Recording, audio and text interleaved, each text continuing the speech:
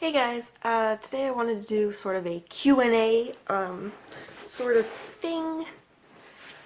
Through the years, I've kind of gotten a lot of similar questions, about recovery, about eating disorders, about body positivity, about general things. And so we're just going to talk about this today. The first question I get a lot is, what do you do? Which is a good question. I don't really talk about it too much. I'm kind of a private person. So it's a good question. I've done a couple different things. I did 4 years in an engineering school in high school. So naturally I wanted to go to college for engineering. I started in electrical and I hated it. So I switched to computer science. I liked it, but there got to a point where I realized it wasn't what I wanted to do. I that you can help people in any sector of work, but I just really wanted to do something else, and I took a semester off. I really thought about it. I talked with my friends. We actually they read my cards a few times, which is a really good way to work through stuff. Just to think about your past, your present, your future. And I was talking with my friends and I realized nursing might be a good idea. Growing up, I thought you had to go to medical school to do anything medical. You had to go to medical school, and that was incorrect. You don't have to.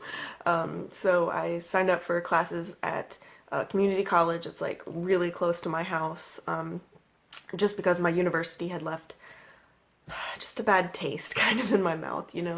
I didn't really want to go back there. It's still, when I drive around in that area, it just kind of makes my heart race a little bit. It just,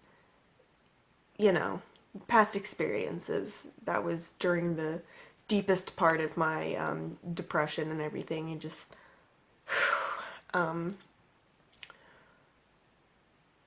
yeah, and it actually is kind of strange because I do work at my university, but I work for the hospital. So there's, two campuses. I work for the hospital, so I don't really ever have to go to the campus that I took school at, which is good for me because I have, previous experiences there. Come out with and take my RN test. I want to be able to work in a ward. I want to be able to eventually become like mental health certified, so that is my goals. My goals are to help people, and yeah, so that's me. That's where I'm coming from. Another question I get a lot is someone coming to me and they're like, I want to recover, but I don't know how. And that's completely understandable. You get in such a pattern of disordered thoughts and disordered eating that you just don't know where to start. And I would say the best place to start is at the beginning. Go and look at recovered people's accounts, at body positive accounts.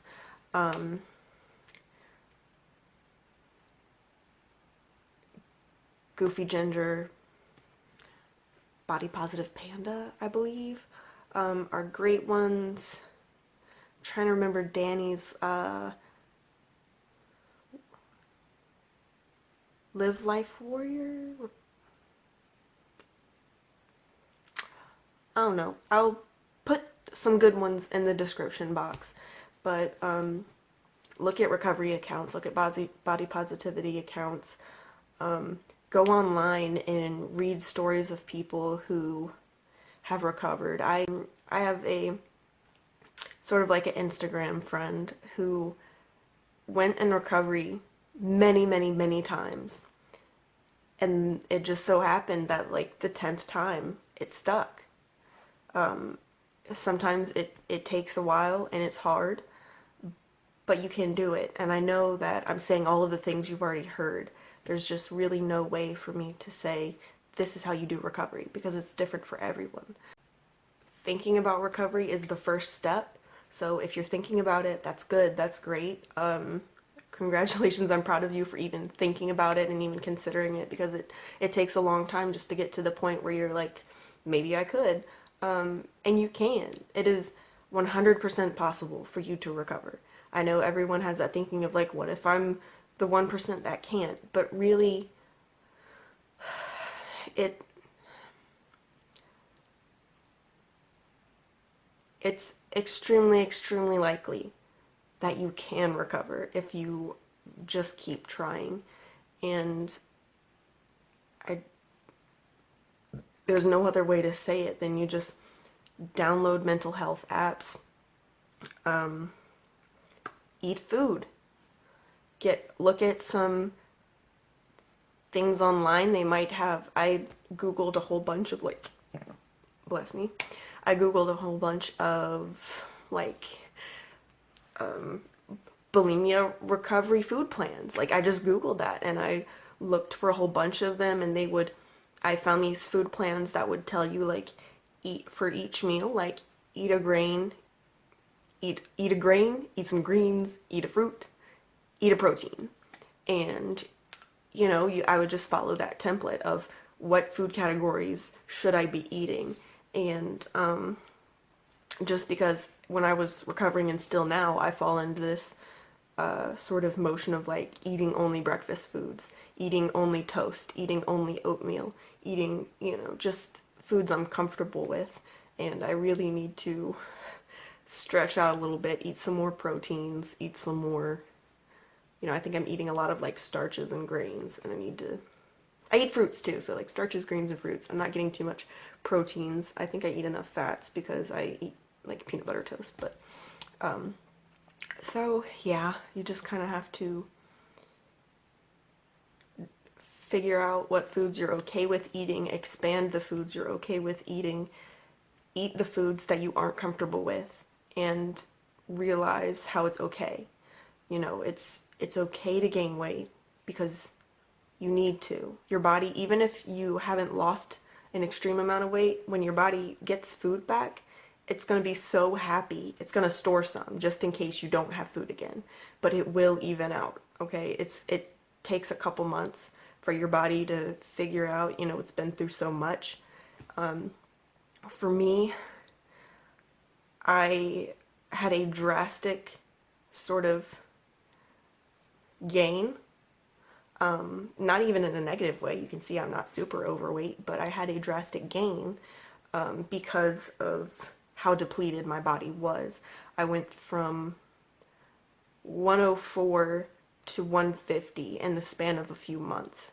And so when I went to the doctor, they did mark on their irregular weight gain, but that was because I was irregularly underweight.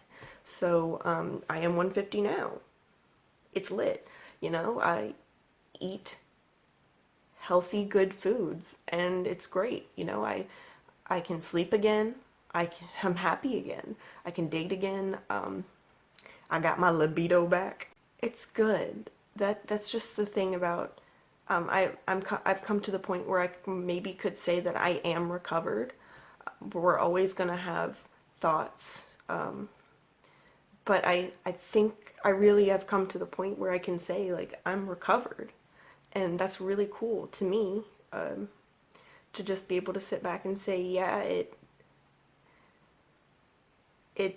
took a good while. It took about a 9-month period between when I decided I wanted to do recovery and when I got to the point where I thought I was recovered. Or where I would say I'm recovered. But it took about a 6-month period of recovery. And by that I mean there was about 3 months of me not knowing what to do and sort of failing miserably. And then there was about a 3-month period of me getting back on track, my body figuring out what to do. I was bloated at night, but then I'd wake up and it'd be okay, there was a lot of times where after dinner I'd just lay on the floor and I was hot and miserable and bloated and I hated it. But you just go upstairs, you take your pants off, and you chill out. It's okay. You're gonna get through it. And that's really what it comes down to. Just keep doing it, keep trying. Your body will figure out what to do. Your body will learn how to digest again. It's okay. Just drink some water, calm down, color some calming things, get a coloring book if that calms you down. Sometimes I'll like watch, if I'm stressed out, I'll take a break, turn on some YouTube videos, and color in my coloring book because I'm an adult and I color. And it helps. It does. It really does. And another question I get a lot is, how do you explain eating disorders to people who have never heard of them, or older family members who would say things along the line of, just eat, just get over it, like, yeah, it's not a big deal. And that is a tricky situation because a lot of older people, they grew up in a time where food was not something you squander in any way, shape, or form. If you have food, you eat it. You eat everything on your plate. If you put it on your plate, you eat it. And to waste food to them, or to not eat the food that's offered to you to them, is just completely ridiculous. Like, it's food, just eat it. But now we're in a time where, in a lot of ways, just being yourself is not seen as enough, and it's completely incorrect. It 100% is okay to eat the foods that make you happy, eat the foods that fuel your body, and to live your life, and that's it. That's all you need to worry about. You don't need to worry about being in shape. You don't need to worry about what you look like physically. If your body's healthy, if that's your goals, do what you need to do to be happy and get through life. But eating disorders develop from, a focused attention on not being good enough, on the parts of your body that are not good enough, on the parts of your mentality that you think are not good enough. And it's hard to explain that to someone who didn't grow up in a time where your body was seen as so important, because there were ads and stuff back then, but there wasn't the internet, there wasn't Photoshop, there wasn't, it wasn't every single picture you ever seen has been like modified by a computer. There wasn't, so it's just hard to explain. And just I would really say less is more in a situation like that. I wouldn't try to completely go into it. I would just say, I'm having troubles with my eating, and